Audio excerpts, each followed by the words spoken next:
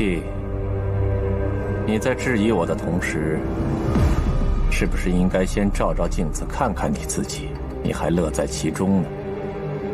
难道用杀人挣来的钱去安抚你的父亲吗？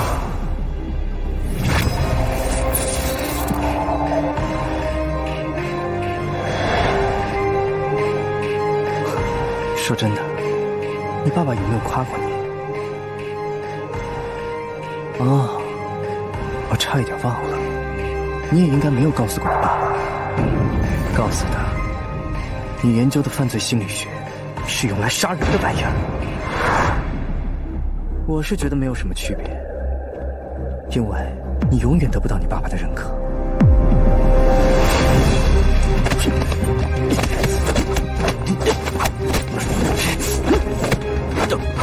别打了，你们别打了！你们两个现在这个样子，有没有想过万一他看到了该怎么办？你还在意他？他已经为了别人抛弃了自己的信仰。我们算什么？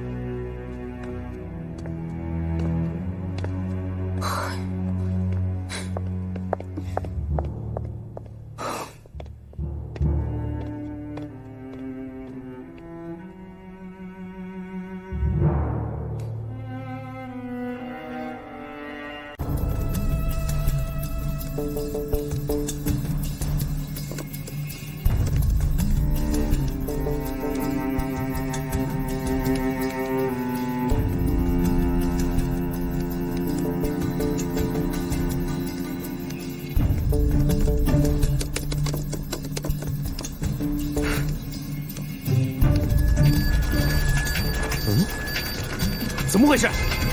遭到不明身份的网络攻击。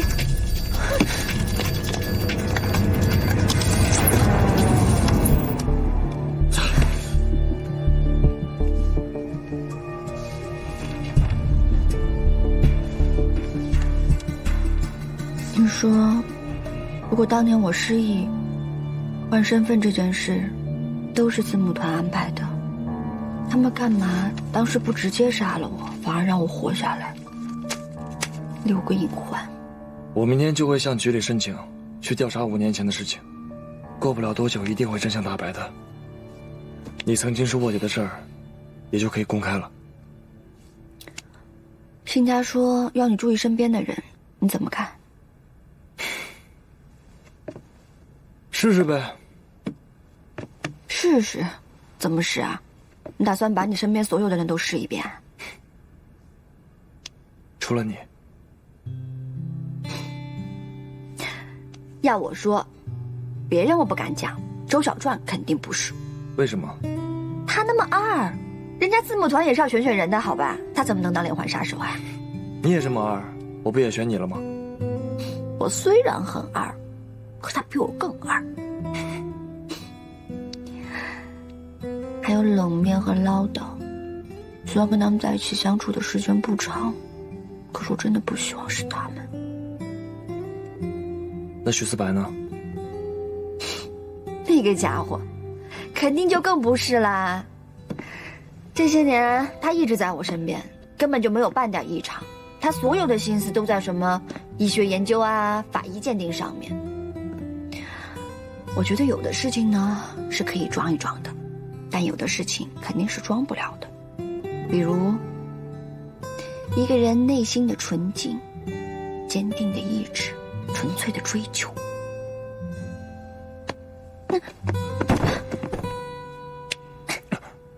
你想干嘛？你猜啊。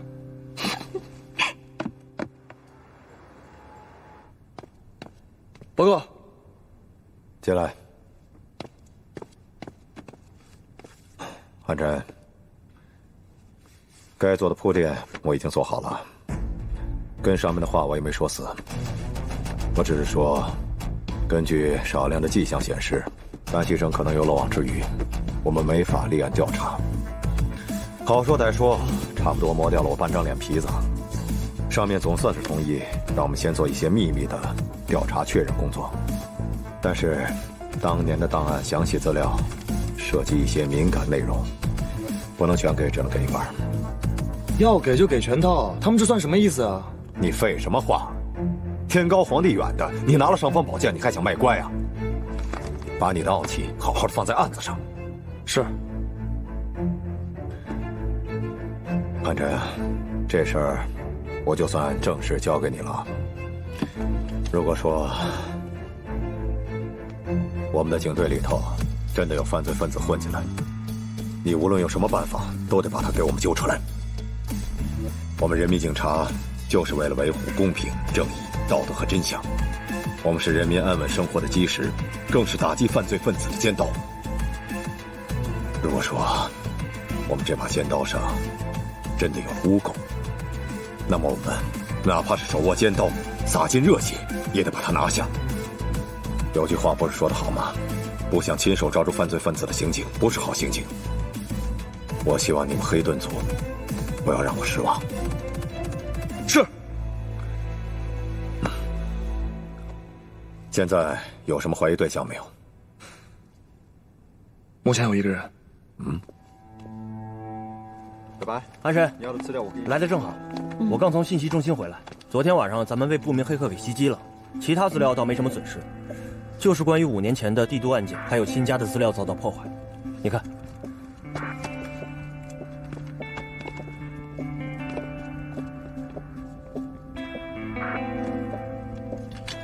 这几个人资料你也帮我找一找。小帅，好，明天组里召开新家还有5年前连环凶杀案的讨论会，你帮我把徐四白医生还有许南博请过来。好。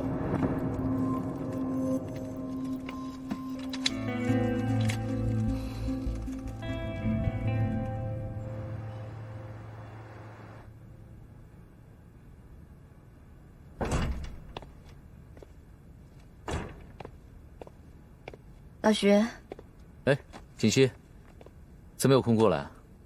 小川跟你说了吧，明天想请你来参加讨论会的事儿。说了，我已经答应了。我就知道你这个人最讲义气。我来呢，是想请你帮个忙。你不是在 T 和 E 的身体里面都发现了芯片吗？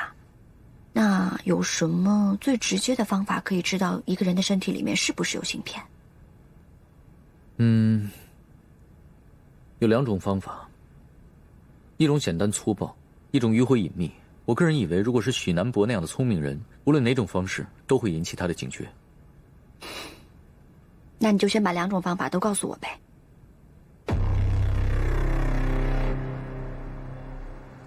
徐教授，啊，小传，久等了，这边请。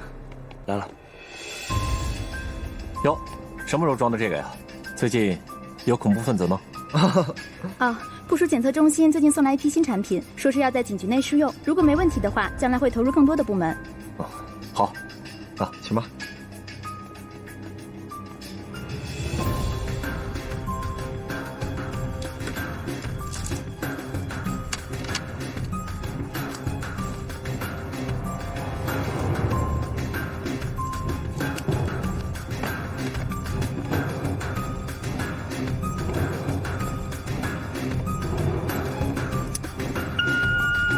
收到。果然有反应。啊，今天早上跑步的时候，这个计步器忘摘了。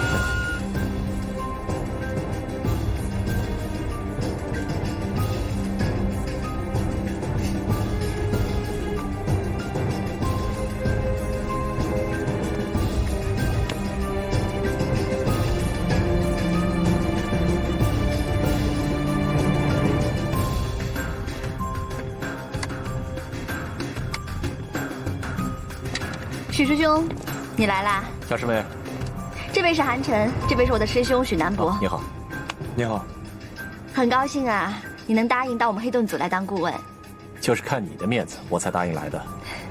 是我的荣幸。有师兄的加入，我们要侦破5年前的案子，一定可以事半功倍。这边请。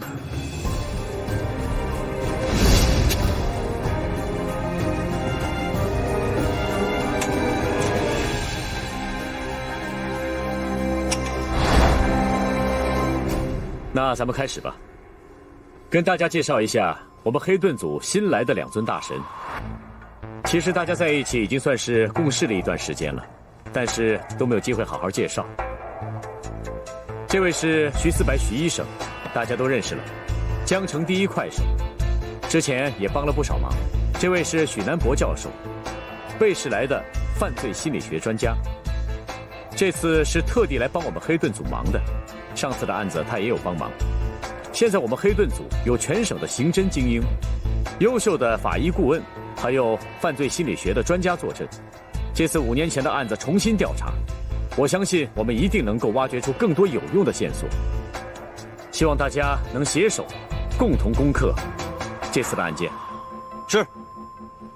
小传，你先来说说吧。好，我把5年前所有的相关案件呢，根据警方的调查、受害人的背景，还有作案手法以及后续的一些报告做了整理。各位请看，5年前的案件是一宗性质恶劣的连环杀人案。除了最后一次警匪激战之外，之前零散的谋杀案件主要分为以下几类：第一，连环枪杀案；2，连环爆炸案；3，连环毒杀案。还有一些无所属的案件，我暂时无法做出细致的归类。字母团的变态杀手会根据每个人的特长来进行分工，比如说像 T， 他是一个枪手，在乌灵山的案子最后他也承认了，一连串的枪击案是他犯下的。还有辛佳，他是化学实验室的助教，擅长制毒，所以那一系列的毒杀案件应该就是出自他的杰作。辛佳说过，他只参与制毒，不参与杀人，所以说这个组织里一定还有一位利用毒来杀人的杀手。我们可以抛开这个枪击案不管，可以先猜测一下这些杀手还没有浮出水面的案件。好，那我们先来看一看连环爆炸案吧。这个连环爆炸案一共有8起。第一起，受害者男，48岁，是某上市集团副总裁。他在被绑架的当天，家中的保险箱失窃，失窃财产数目不明，银行账户中超过数千万的资金被转移海外。几日之后，在郊区的一个仓库里发现他的尸体。准确的来说，应该是尸块，因为他当时已经被炸成好几块了。手段可真够残忍的，太没人性了。第二起，受害人是一位非常有名的收藏家，他在被绑架的时候身上挂满了炸弹，扔到了闹市区，在众目睽睽之下被当场炸死。而且资料上说，闹市区的围观群众没有一个人因此而受伤。那看起来，这个会爆破的杀手，他对炸药分量的控制是十分精准的。案件当中的受害者，除了平民还有富豪，所以很难寻找规律。看这些人的死法，杀手是拿他们的生命在开玩笑。师兄啊，听了这些，你有什么想法？我还是想听听你的看法。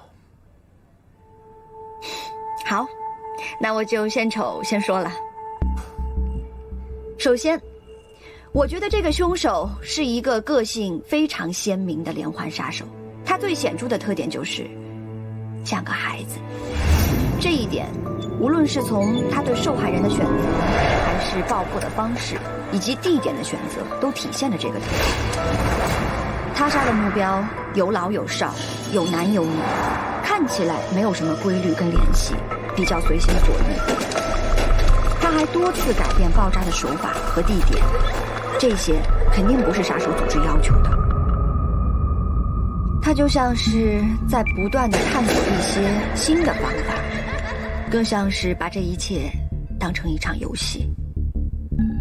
第二点，就是他的年纪。当时他应该已经成年了，不会太小，否则那些很复杂的爆炸理论知识他没有办法掌握。而且体能上也不能完成犯罪，当然也不会太大。如果他已经有了一些作案经验，即使是变态，他也不会表现得那么有新鲜劲儿，作案的手法就会更趋于稳定，就会选择一些自己最舒服、最喜欢的方式来犯案。而当年的他，更像是一个初出茅庐的探索者。所以我认为他现在的年龄大概在25到30岁之间。第三，这个家伙虽然办案的手法看起来像一个孩子，没有什么章法，又充满了好奇心，但事实上他非常可怕。他没有同情心，而且很残忍。他多次把受害人丢到公众的视野，在路人围观的状况下直接引爆炸弹。他这么做，除了玩弄受害人，还在嘲弄大众，挑衅警方。他这其实是一种不成熟的报复行为。我想这个家伙，他一定是遭受过某种背弃，受过很严重的心理创伤。对啊，听起来还是蛮有道理的。第四，如果他有这样的心态，那当时犯案的时候，我猜测他就会躲在人群里，眼睁睁地看着自己的猎物一点一点地接近死亡。之所以没有被警方发现，是因为他非常善于伪装，他的形象跟气质应该非常容易伪装成普通的路人或是大学生。另外，他的情绪控制和观察能力应该非常强。最后，我认为5年前的他年轻气盛，情绪不稳，这样的人表面上看起来确实不太容易被控制。可事实上，他因为遭受过心理创伤，他内心对情感的需求其实是非常强烈的。另外，他会效忠于能够理解和认同他的人，并且忠诚度会相当高。所以等我们展开追捕，他很有可能会第一个跳出来，公然挑衅黑盾组。夏师妹，你分析的真是不错，不过你好像遗漏了一点。是吗？哪一点？一般情况下，我们分析犯罪心理都是从罪犯已有的行为中找证据，但有的时候，我们也可以从罪犯没有的行为中找证据。他的话是什么意思？别打岔，听徐教授说下去。那，你想想，这么多起爆炸案，死伤无数，但却有一个共同的特点：没有儿童伤亡。1次2次可以说是凑巧，但这么多次，只能说是罪犯有意避之，他不想伤害儿童。师兄的意思是，他其实对孩子还是存有一些仁慈的，不愿意伤害他们。是。果然啊，师兄就是师兄，厉害。好，接下来我来说说这个投毒杀手。刚才韩警官说只是负责制毒，好，那我们假设他有一个负责毒杀的搭档。在字母团案件里，死于毒杀的受害者是最少的，而且没有无辜者。杀人的准则就是不滥杀无辜。从资料上显示来看，只有他和 T 做到了这点，那说明这个杀手非常有原则，他不会突破自己的底线，即便是身处在这个变态的组织里，他也可以控制自己，不轻易犯案。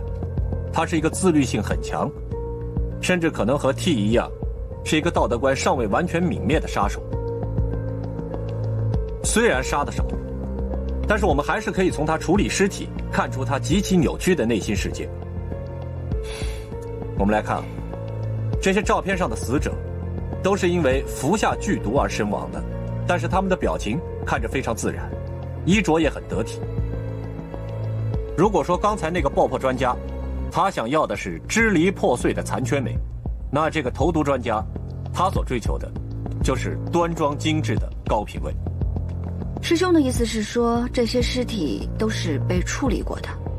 是的，所以我分析完得出的结论跟你是一样的。这个杀手当年的年纪应该在25到30岁之间，有相对稳定的工作和社交群，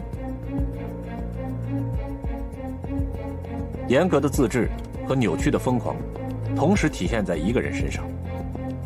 看来这个人平常一定是个体面严肃而且又十分压抑的人。也许就像我们在座的每一个人。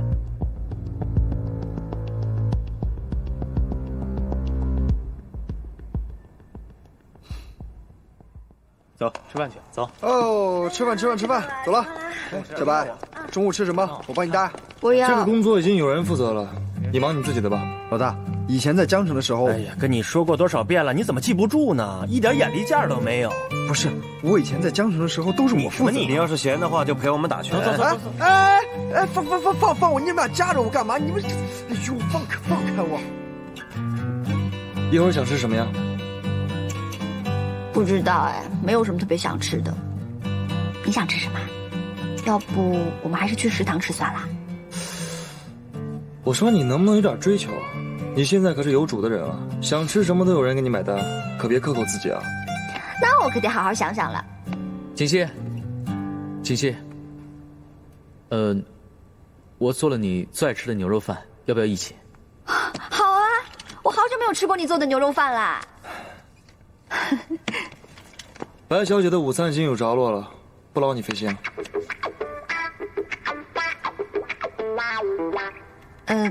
不好意思啊，老徐，我们刚才确实说好了一起出去吃的。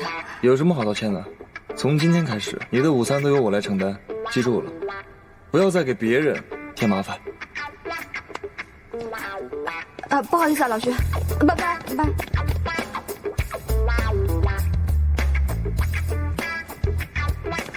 哎呀，你干嘛呀？你这样的老徐可下不了台的。他下不了台，那我呢？啊？之前就有这个老徐，现在又来了什么师哥？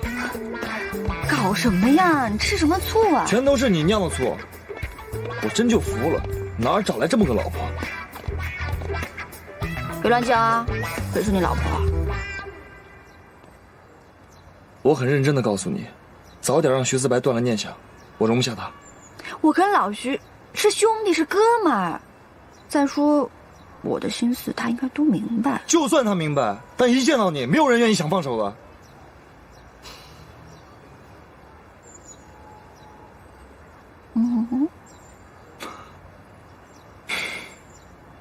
不过话说回来，今天许南博的表现，我们根本看不出什么破绽。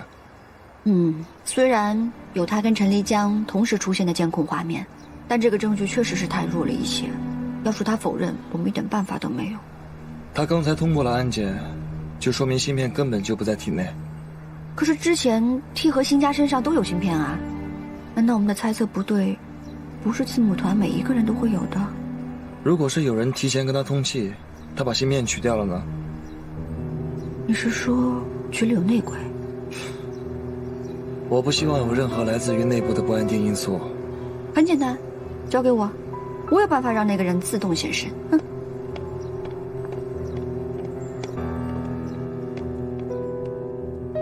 今儿这肉排真不错啊，好吃。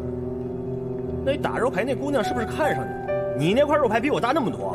我是干活的，你一看就是吃干饭。切，哟，老大，正好找你们有事，跟我去趟信息中心。好。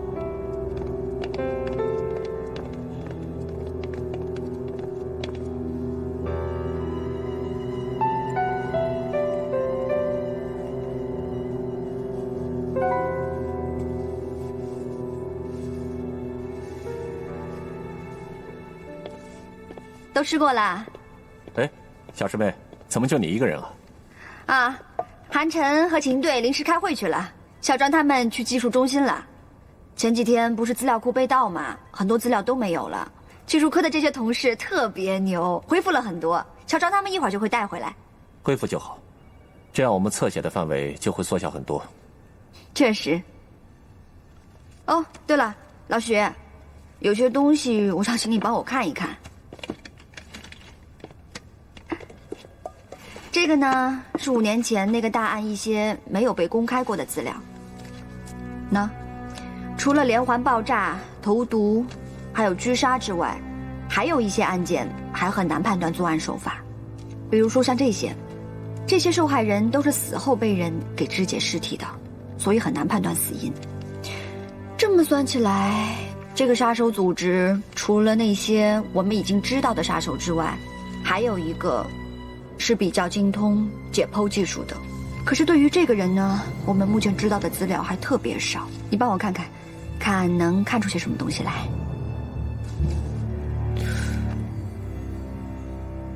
从尸检报告来看，凶手肢解的方法非常娴熟。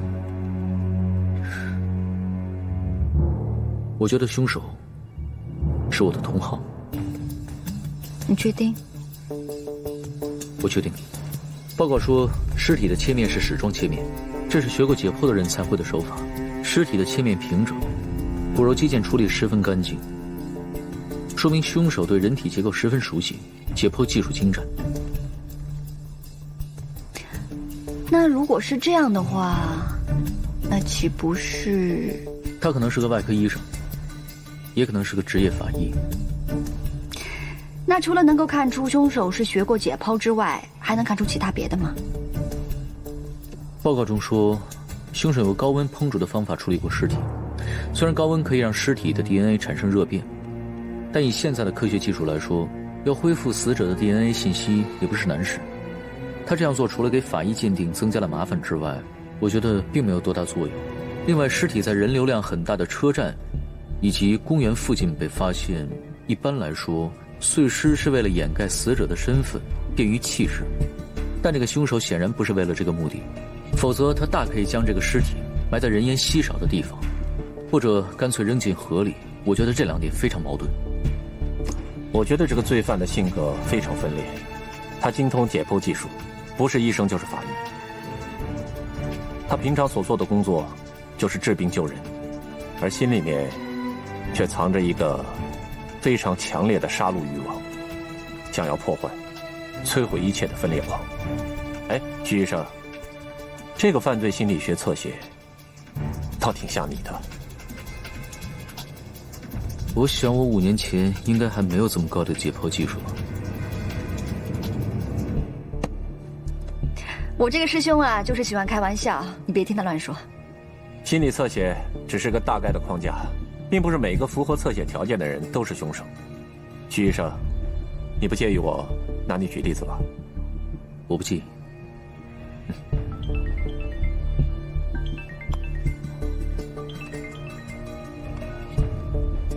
喂，啊，我知道了，我马上过来。我有事情要先出去一趟。这个案子其他的资料都在电脑里，你们自己看吧。哎，琪琪。我想说，等这个案子查完了，我做顿好吃的，请你们大家去我家里吃饭，好不好？一言为定。拜拜。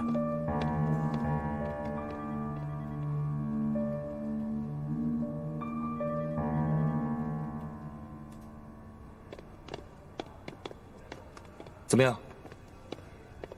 我的这份侧写呢，完全是按照老徐的特征做出来的，可是他完完全全把所有的要点、疑点都分析出来了。如果他是连环杀手，他干嘛要这么做？赤裸裸的把矛头指向自己啊！我跟你说了嘛，不可能是他。好吧，那就暂时先排除他。还有，他刚才说了，等这个案子一结束，就请大家去他家里做客，他给大家做好吃的。这就说明他把你把我都当成是好朋友，以后不要什么事情都处处针对人家。只要是围绕在你身边的人，我必须得搞清楚他们到底是敌还是友。你这个人呢，杰西，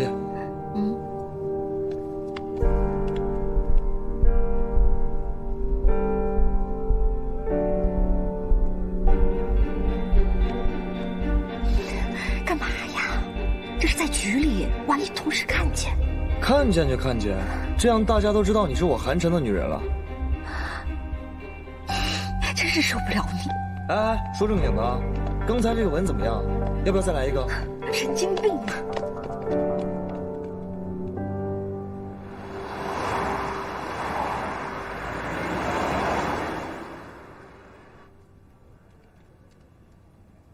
！5年前的地图，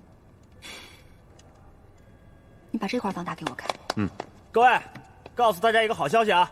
我跟小壮刚从信息中心回来，技术部的同事告诉我们说，虽然之前由于黑客入侵导致了一部分相关案件的资料被损坏，但是经过他们的数据恢复，已经复原了当时的一部分资料，而且这部分资料当中有一个当年嫌疑犯留下的指纹。那枚指纹现在正在恢复，技术部门的兄弟告诉我，只要恢复完成，第一时间就发给我们，然后我们就可以根据指纹库的指纹进行对比，就可以早日抓到凶手。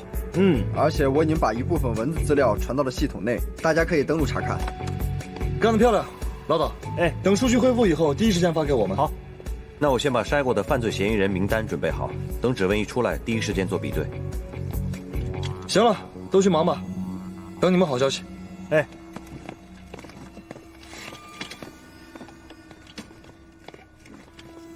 哎，老面，哎，我跟老导准备去后街一家新开的面馆吃面，你要不要跟我们一起去啊？啊，我不去了，你们去吧，我去食堂吃。你是去食堂还是去医院啊？我手上还有工作没做完呢，今天没空去医院。行了行了，我们走吧。那我们先走了啊，走了啊，拜拜。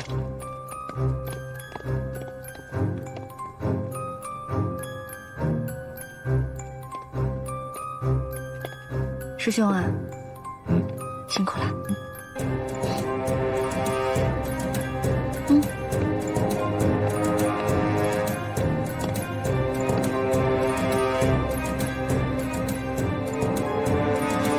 老大，小白，老导已经按计划把假的指纹传到数据库了。如果我没猜错的话，那个家伙正在守株待兔，等待时机下手。待会儿你和我一块上去。明白。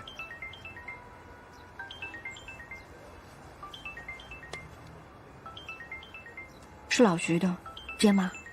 接，看他说什么。喂，老徐。锦溪，我刚看到指纹的结果，我一眼就看出来那指纹是我的。你们到底想做什么？需要我配合吗？不用，我现在先不跟你解释什么，你明天早上就会知道了。我先挂了。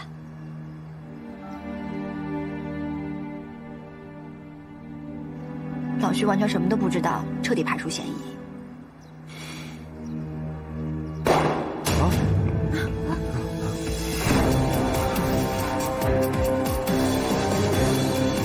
小段，你守着。好，继续走电梯。好。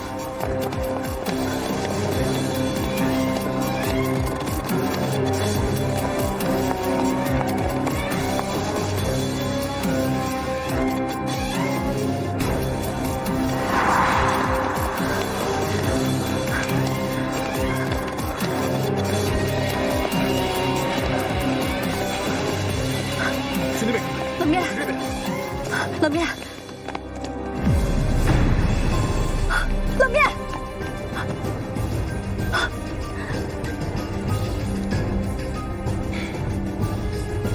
听我数到3醒过来，1、2、3。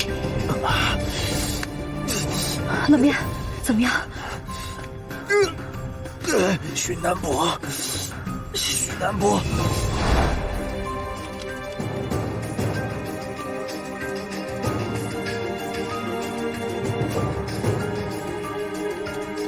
冷面，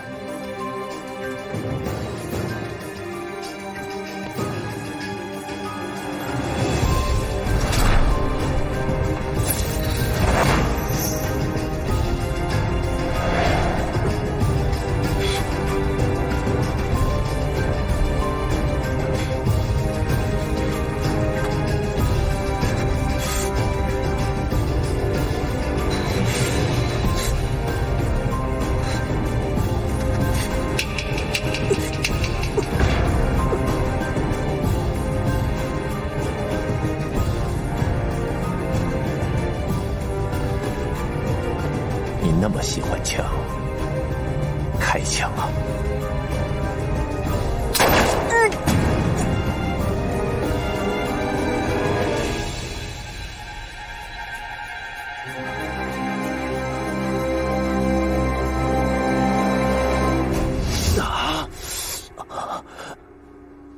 果然是他。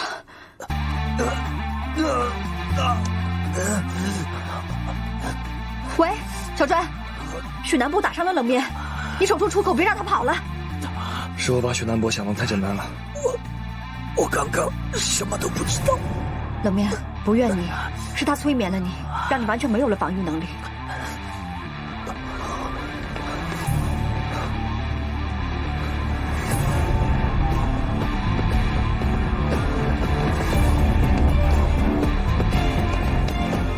快，跟我来，快！好，快！喂，小专，老大，许南博开车要跑。堵住他！好，我知道。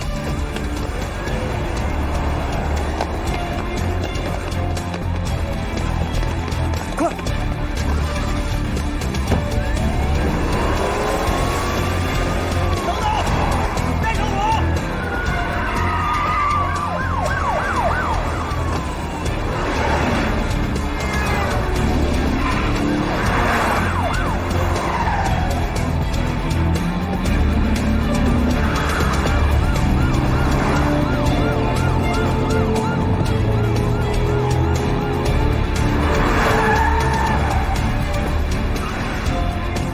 各单位请注意，各单位请注意，许南博正由中山路向兰丰路方向逃窜。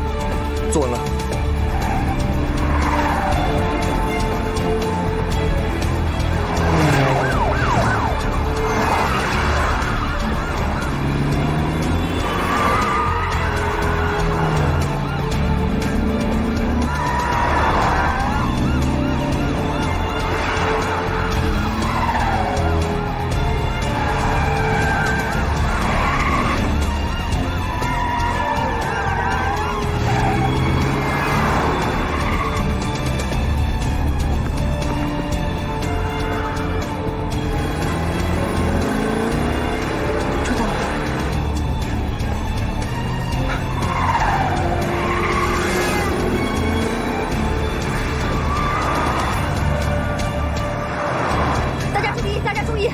许南风现在正在往东南方向逃窜。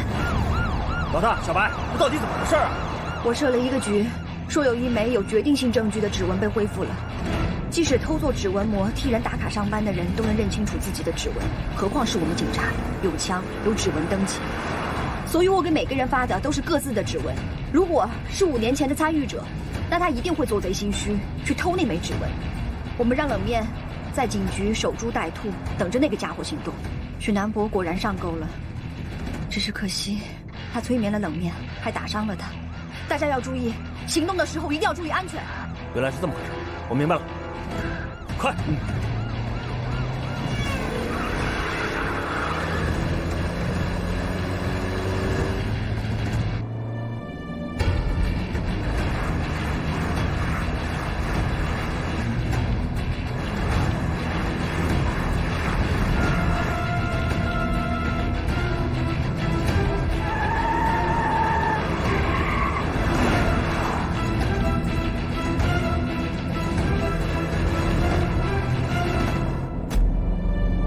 小师妹，他减速了。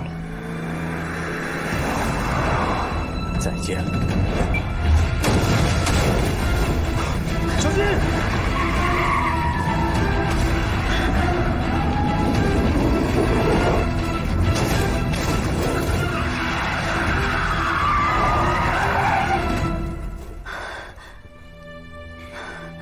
你没事吧？是遥控炸弹。看来这个爆破狂人也上线了。小壮、老董，你们在哪儿？我们正在努力追上他，放心，他跑不掉的。壮，快！好，好，我马上到。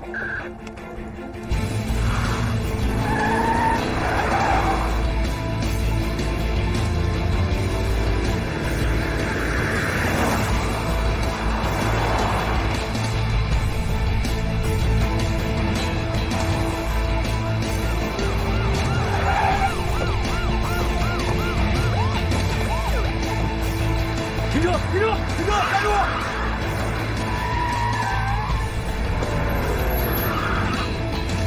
赶紧离开这里！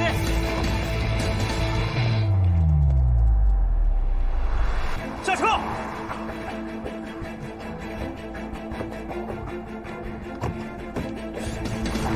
站住！站住！停车！别动！别动！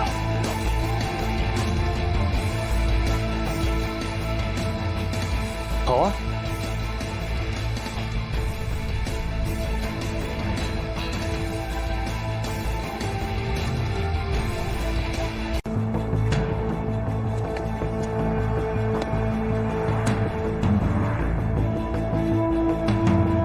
小师妹，你还记得那句话吗？我的人生早已结束，直至遇到他，我的生命才真正开始燃烧。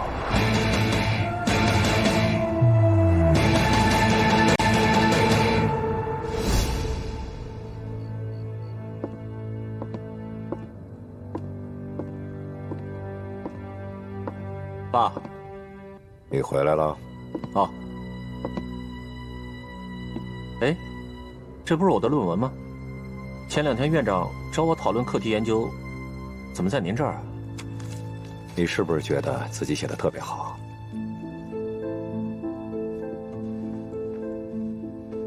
爸，我知道你对我的观点不太赞同，我能理解。可是我认为，学术是没有边界的，只要有一点可能性，我觉得都值得探索。到现在你都还不认错？你所谓的探索，你所谓的研究，都是拿真人，也就是你的学生做实验。要不是林主任告诉我，我都不知道你在外面做了这种事情。如果不通过实验，怎么能得出真实的数据？而且那些学生都是自愿提供帮助作为样本的。你还在狡辩？什么自愿？你以为我们都不知道？你是威胁这些学生，强迫他们去做实验。他们要是不答应，你就到校长那里去改他们的成绩。你知不知道，你的实验差点害死2个学生，他们自杀呀！爸，你不要碰我！万博，我跟你说过多少次了，人心是很复杂、很可怕的。我们研究心理学，就算终其一生，到头来说不定连自己都没有办法理解我们自己。与犯罪同感，就好比与魔鬼同行。到头来都不知道是怎么回事，就掉到深渊里了，你知道吗？爸，我们之间现在就妄论谁对谁错，未免也太早了吧？我会向你证明的，我才是对的。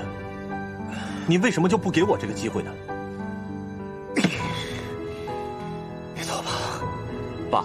滚！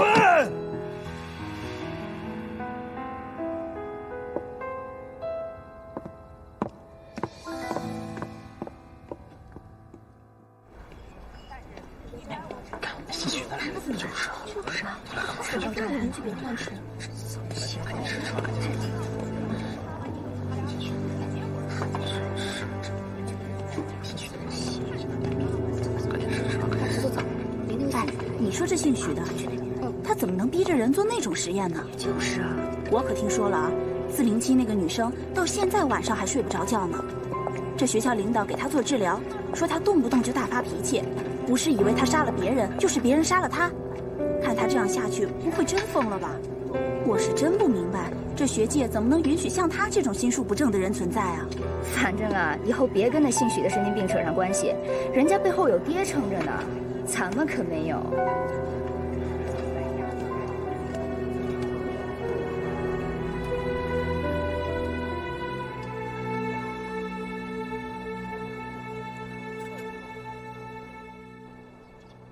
院长，为什么？你之前不是允许可以有不同的理论观点吗？现在是什么意思？小许啊，你先别激动。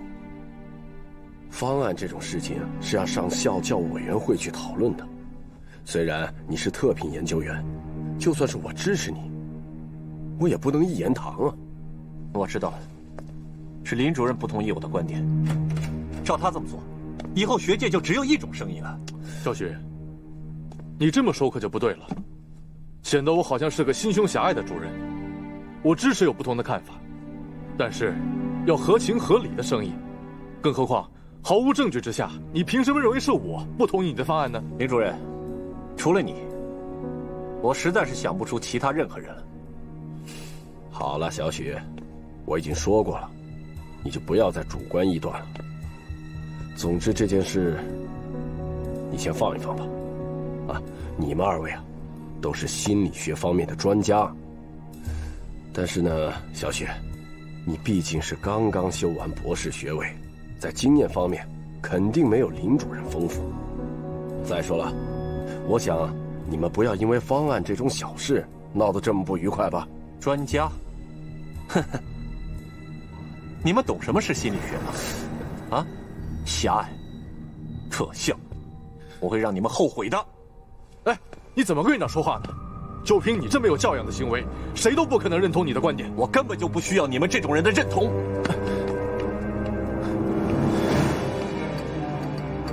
你还在狡辩？什么自愿？你以为我们都不知道啊？你是未接这些学生，强迫他们去做实验。要不是林主任告诉我，我都不知道你在外面做了这种事情。小雪，你毕竟是刚刚修完博士学位，在经验方面肯定没有林主任丰富。就凭你这么有教养的行为，谁都不可能认同你的观点。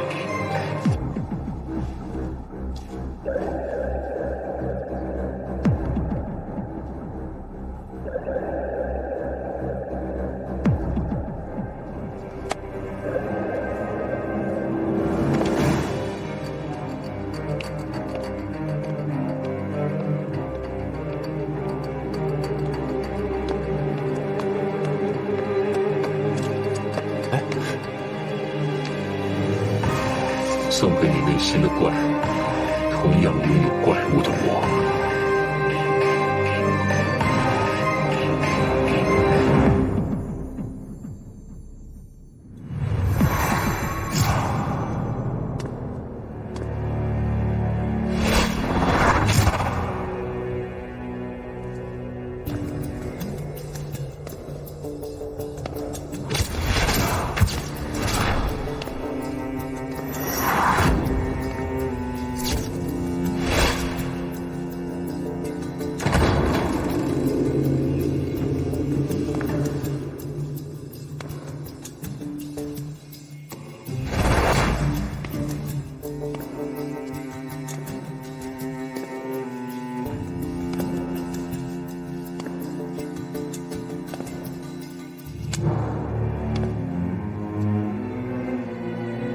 林主任，这么晚了，您还在加班啊？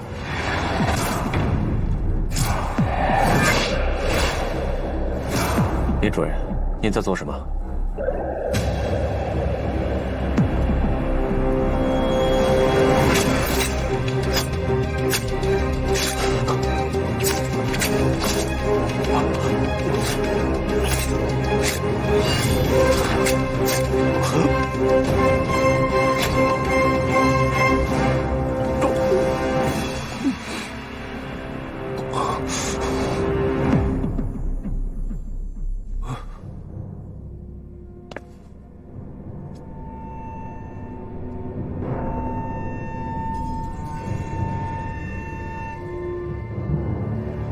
这个世界太冷，前方的路太长，我不想再去思考，不想再去过每日重复又平庸的日子。我累了，也许我的人生就此打住才是最完美的句点。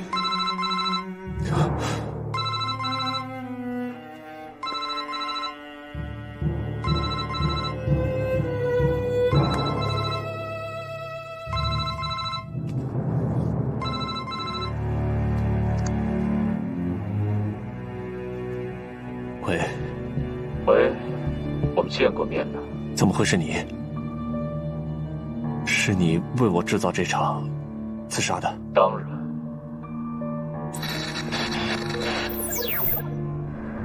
你是怎么做到的？你自己看。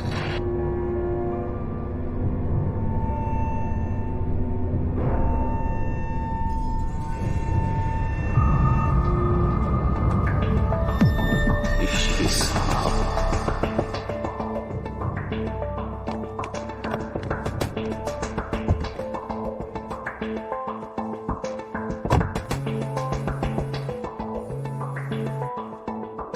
喂，你好。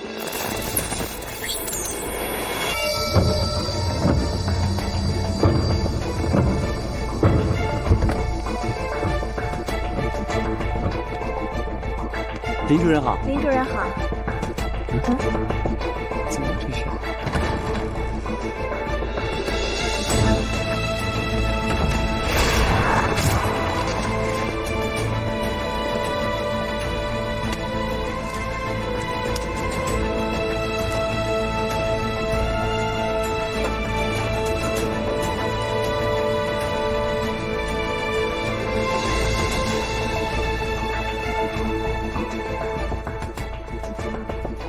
我怎么才能和你见面？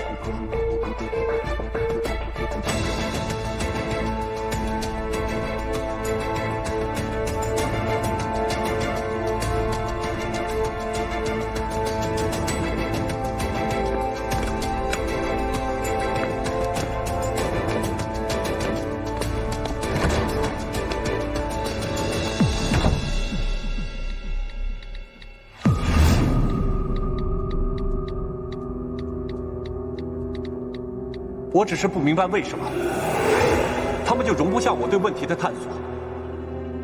我只想要一个答案，可是他们总是为我贴上他们定义的标签。我没有依靠我的父亲，这不公平。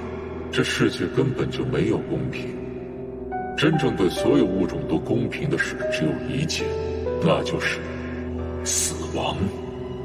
你想进行审判？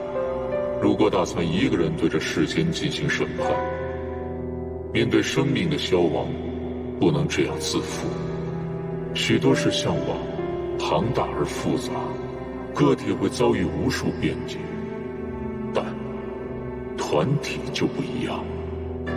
你要追随我？不，是你要追随我。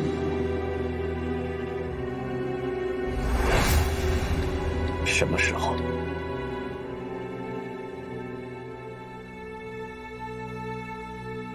等你变成我满意的样子。什么时候过来的？好久不见了。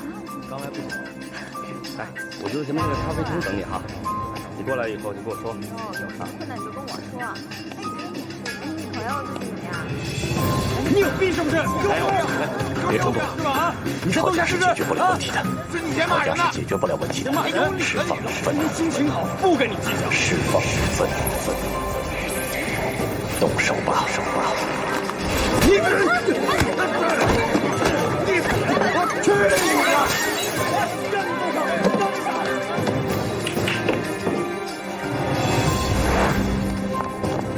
对不起，还这样来啊？路上堵车。你看都几点了？哎，老婆别生气，我不是给你买花去了吗？买什么花？我最讨厌这个花名字了，拿个破花就要糊弄我。有病吧？有病！小韩，告诉你啊，你走人下一天回来找我。你谁啊？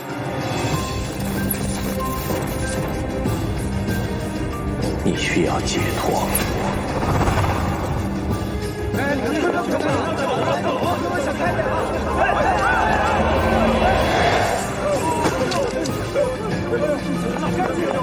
夏爷，你醒醒！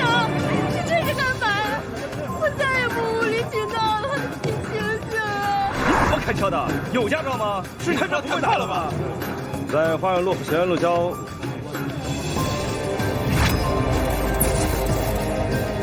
按你心里想的去做吧，去做吧。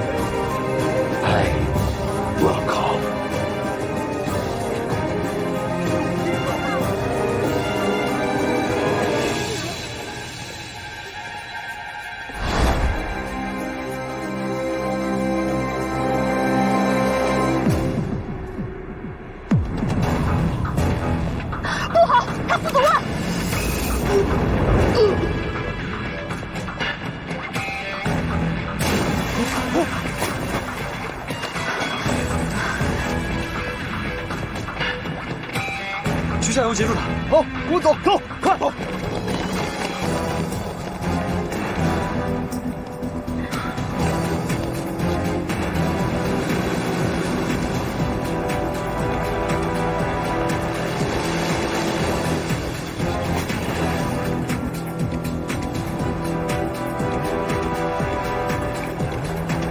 我是周小川，有人发现吗？你们那边，赶紧报告。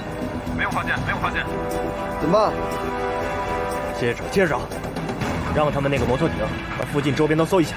我是周警官，让摩托艇再扩大搜索范围，往下游再走一走。收到。目前岸边还没有发现，你们那边怎么样？周警官，这附近我们都搜遍了，没有任何发现。这个人不是跑到下游的岸边，就应该是沉到江底了。好，我知道了。水上巡逻队注意了，我们在江边没有发现嫌疑犯的踪迹，各小组扩大搜索范围。收到，收到。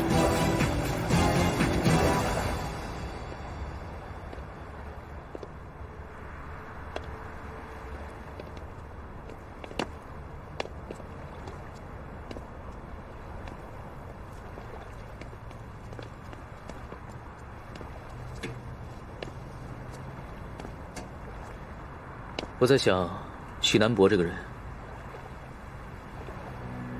我印象当中，你跟他应该没有什么太多交流吧？没见过几回吧？对，但这个人让我很不舒服。只可惜，什么？据说许南博死前服用了毒药，目前还不能肯定是哪一种，但从刚才现场警察获取的信息来看，我认为是氰化毒物。中毒后他又从那么高的地方摔下去，现在还没有找到尸体，多半是落入江中，被卷入激流中了。这么多种伤害出现在一具尸体上，真的非常难得。只可惜尸体还未找到。你这个家伙永远都是这样，天大地大，不如你的研究最大。来吧，老大，桥下的江边都找过了，没有发现尸体。江下巡逻队说有可能飘到下游了，他们找起来得要一阵子，咱们先撤吧。嗯，让大家先上车吧。哎，走了，收队，收队，收队，走吧。啊，老徐，走吧。我还坐之前来的车。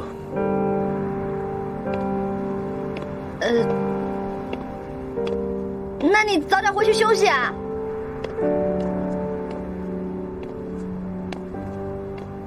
走不走？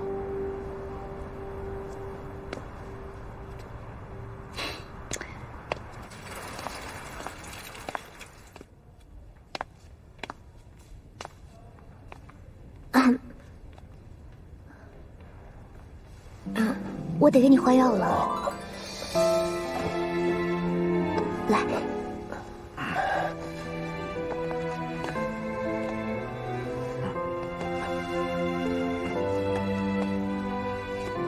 哦，我自己来，我可以。好。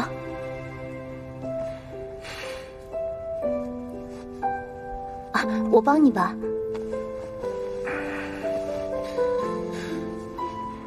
谢谢你啊。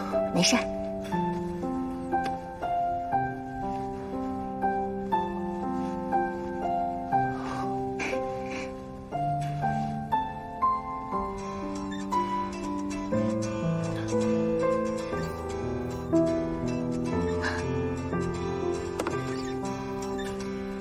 电话。哦，不好意思啊。喂，喂，老面，你的伤怎么样？我没事，休息一下就好。行，你没事我就放心了，注意休息。好。对不起啊，刚才用了点力，你没事吧？我没事儿，这点伤我们都习惯了。你们警察是不是总是受伤啊？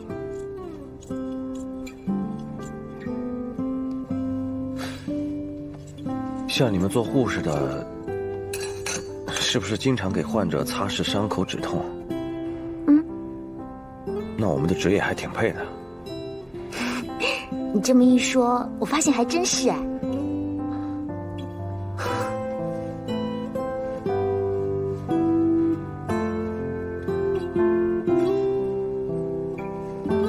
好了，你自己注意伤口，不要碰水哦。好。哎，明天还是你来给我换药吗？我们护士轮班，明天不一定是我。不过，如果是病人清点的话，护士肯定会来的，毕竟我们医院的服务是全市闻名的嘛。好。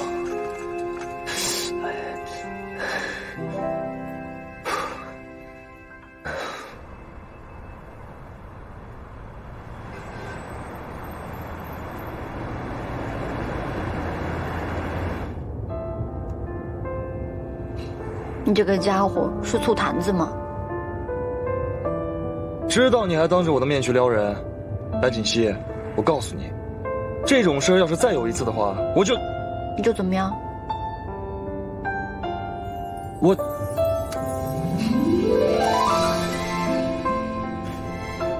其实呢，我跟你一样，心也都特别小，只能容下一个人。我爱你，就只爱你一个。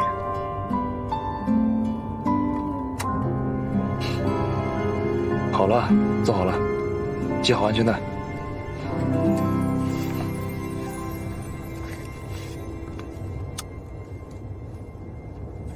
我在想，许南博就是当年的连环杀手之一，他还是一个犯罪心理的高手。那当年警方围捕字母团的时候出差错，会不会跟他有关系？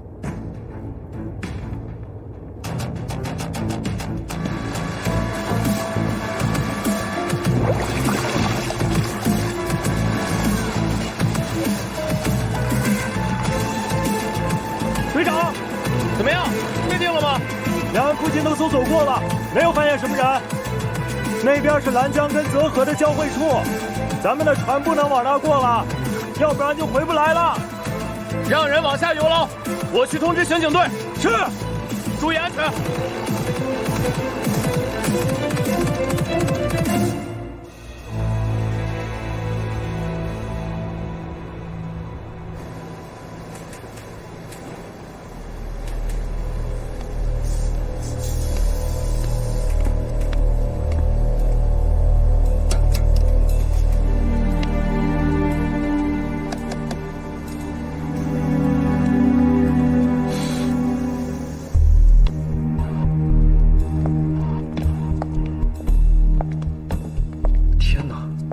天哪，这是许南博吗？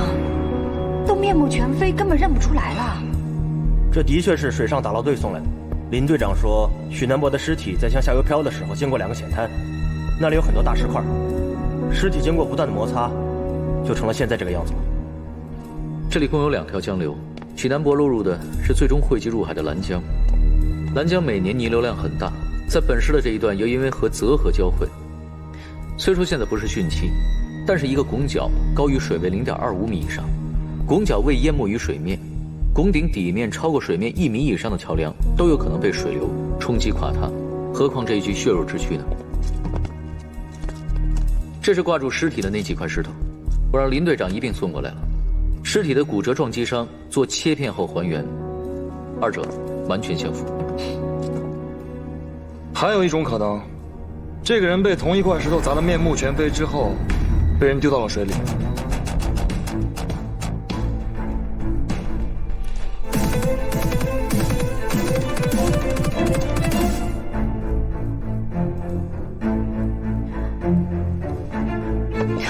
没有，老徐，他的意思就是想问，这个尸体确认过吗？是许南博本人吗？当我们业余吗？早就做了检测，无论是从血型、毛发还是 DNA， 都足以认证，这就是许南博本人。拿着。还有，徐医生从昨晚到现在都没合眼，因为检验过程中需要有人盯着，出了一点问题都有可能影响结果。他到现在连早饭都没来得及吃，你们现在居然还……小姚，其他微证的检验结果应该出来了，跟我去看看。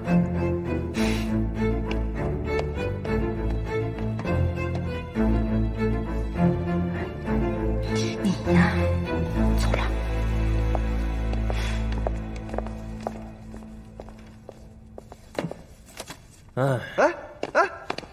来什么呀？什么意思？凶我呀？你说你就这还看不出来啊？就你这智商，你真是，我真替你着急，以后找媳妇儿都不好找。还有啊，以后不能让小姚在你面前那样了啊！不是，这和找媳妇儿有什么关系啊？老张，这数值显示原料里边不含苯乙酸，只是水啊。但昨晚一夜过来都是非常正常，今天早上不知道为什么里面怎么就成了清水了。不过原材料我们刚才查验过了，并没有缺少，看来不是为了偷到苯乙酸原料。有没有可能是内部管道的问题，导致原来应该汇集合成的原料没有到位？不如这样，你们排空里边的水，检测一下吧。来，你们把房门关了。好。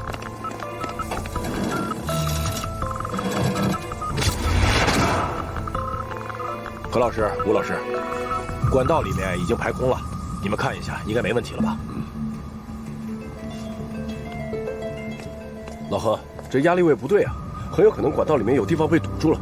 你们几个赶快把 F5封死，打开 C3管道进行检查。好。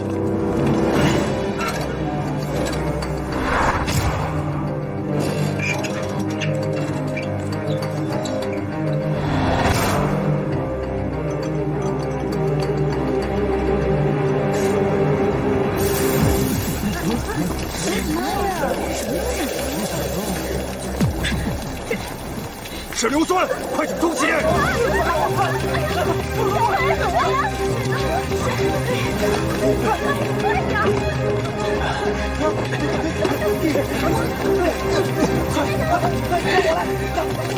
点，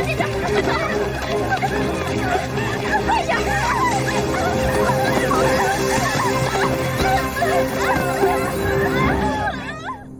如果许南博就是辛家之前提到所剩的杀手之一，那他们应该还有3人隐藏在人群中。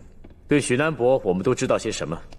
我们去走访了他大学里的一些同事，了解到的实际情况其实跟他说的出入还挺大的。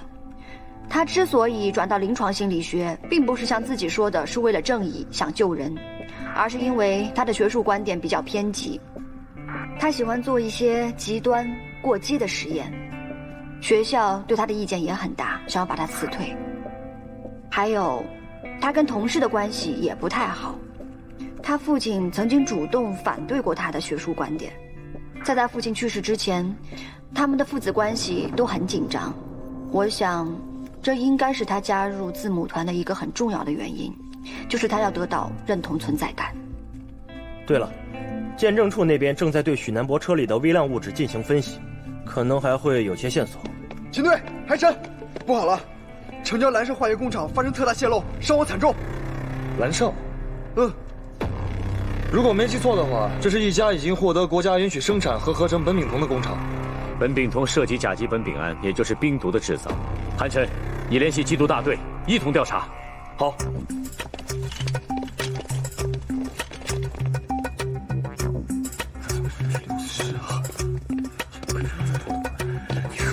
发生这种事呢？2位警官请坐。不应该呀，谁知道？吓死我了！这到底是谁放的？说一下事情的经过吧。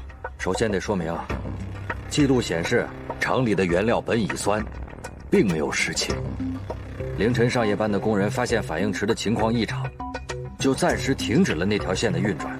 我及时找来了工程师，结果发现可能是管道内部出现了问题，导致原料不能及时到位，未能发生合成反应。我们厂是国家允许极少数可以合成苯丙酮的单位，产品不对外销售。安全生产方面，我们也一直是按照国家的标准管控。由于我们较早地引进了先进的智能体系，所以很多化学品都不完全需要人工操作合成，都是系统自动分配。谁知道竟然发生了这样的情况。王工，事发前几天有什么异常吗？不管什么事情都可以和我们说一说。其实，在昨天晚上，系统出现过中毒现象，但当时已经被我及时修复并且排除了，之后也没有出现过什么问题，所以我就不知道为什么会突然出现这样的情况。那这样，能不能带我到系统机房看一下？行，来这边请。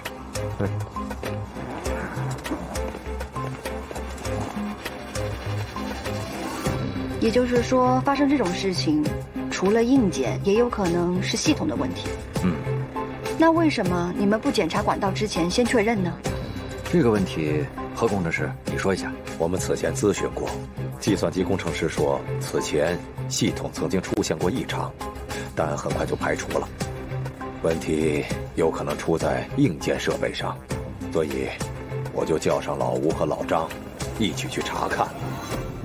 现在的情况就是这样。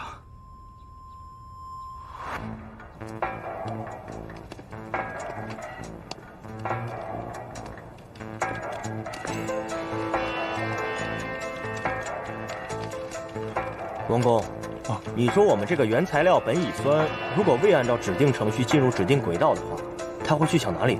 应该还在原来的储存位置。可离奇的是，原本储存的硫酸，却跟灭火系统里喷头储存的水发生了置换。你们看啊，上面有个暗门。我从来都没有见过这个。警察同志，你是白帽黑客吧？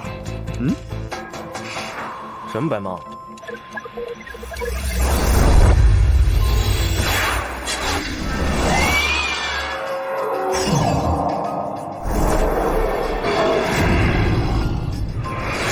糟了，我中计了。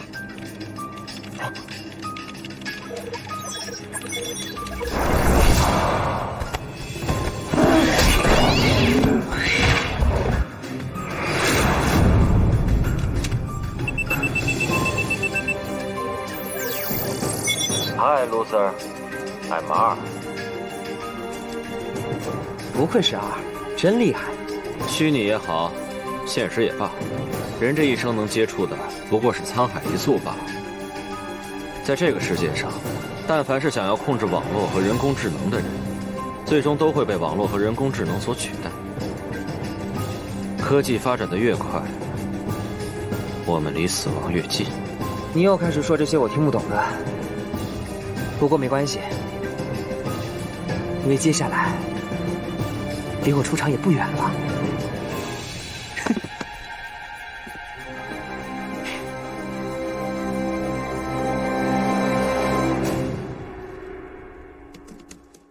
伤口已经好的差不多了，不过呢，你还是要多注意休息。好。然后还是不要吃什么辛辣的东西。好。有什么事你再告诉我吧。好。我是不是该叫你好好警察先生？好啊。不过我觉得应该把警察2个字去掉，那样会更顺口。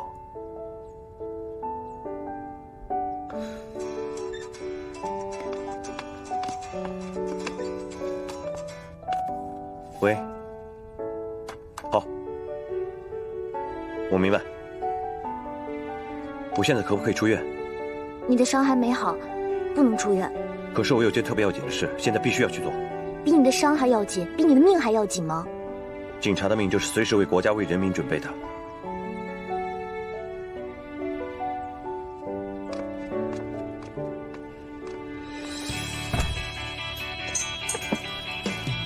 但是你有没有想过，在有些人眼里，你除了警察还有别的身份，你就不管他们了吗？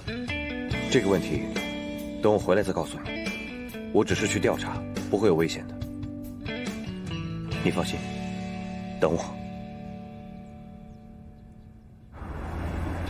这么说，你跟 R 算是正面交上手了？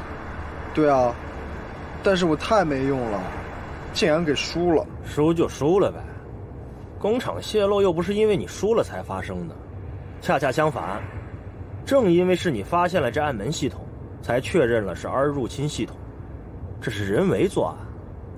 不过话说回来啊，早就听说这个网络黑客高手都有一个自己的虚拟形象，你说你选什么不好，你偏偏选只猫啊？你懂什么？那是山猫，山猫和老虎一样，同属猫科类动物，非常凶的。行了，再厉害的猫也是猫，人家选的可是地狱犬。你见过猫去追狗的吗？那不找死吗？下回你行你上啊！小传，啊，这个 R 制作的是什么程序？R 的这个程序呢，只对目标代码起作用，隐蔽性非常高，一般的技术人员根本就破解不了。它利用原程序中的错误进行改造和升级，才造成了这次化学工厂的严重事故。我觉得这个 R 绝对不是普通的黑客。韩人，我说你这车是不是该修修了？不喜欢下回还是滚回去坐冷面的车吧。我觉得很好啊，敞篷的嘛，凉快舒服。哎，对了，冷面怎么样了？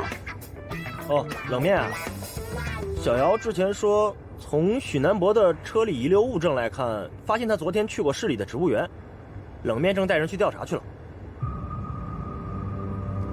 鉴证处不是只在许南博的车里发现了花粉吗？怎么会判断出在植物园？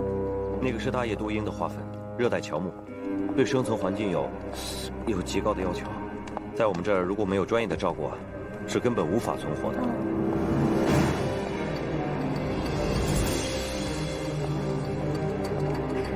慢点跑，慢点。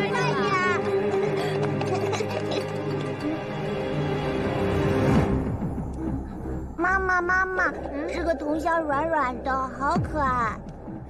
喂，别动！不好意思，我是警察。哦。